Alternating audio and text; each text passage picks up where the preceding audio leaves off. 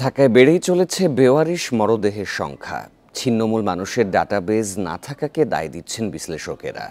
দাফনের আলাদা ব্যবস্থা না থাকায় পরে পরিচয় শনাক্ত করাও কঠিন হয়। সংশ্লিষ্টরা বলছেন, পরিচয়হীন মানুষের ছবি নিয়ে আলাদা ডাটাবেজ না করলে সুযোগ নেবে মিল্টন সমাদারের মতো মানুষ।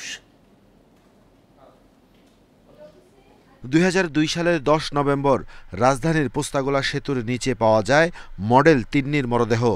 বেওয়ারিশ হিসেবে দাফনের পর তার মরদেহের ছবি প্রকাশ করে পুলিশ।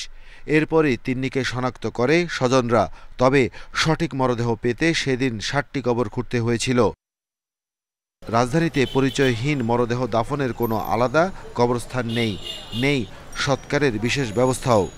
১০০ বছরের অনেক উপরে চলে গেছে, আঞ্জুমানের বয়স হয়েছে, আজও পর্যন্ত আমার কিন্তু নির্দিষ্ট কোনো কবরস্থান নেই। আমরা কিন্তু শনাক্ত করতে পারবো না যে লাশটা আপনি যেটা নিয়ে মামলা হয়েছে ওই দিন যতগুলো লাশ দাফন হয়েছে সবগুলো লাশ তোলা হয়। এটা সম্পূর্ণ অমানবিক। প্রতি বছরই বাড়ছে বেওয়ারিশ মরদেহের সংখ্যা।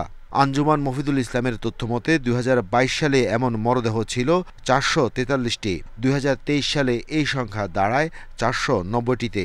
আর এ বছর প্রথম ৩ মাসেই বেওয়ারিশ মরদেহ মিলেছে ১২৬ জনের। বিশ্লেষকরা বলছেন, বেশিরভাগ দেশেই পরিচয়হীন মরদেহ এবং মানসিক প্রতিবন্ধীদের আলাদা ডাটাবেজ ও ওয়েবসাইট রয়েছে। কেউ নিখোঁজ হলে প্রথমে সেখানে জানায় স্বজনরা। দেশেও এমন ডাটাবেজের তাগিদ তাদের। যেখানে তার কোনো ট্রেস আউট নাই, কেউ চেনে না, জানে না, এলাকার মানুষজন বলে যে না, কিন্তু আমরা চিনি না।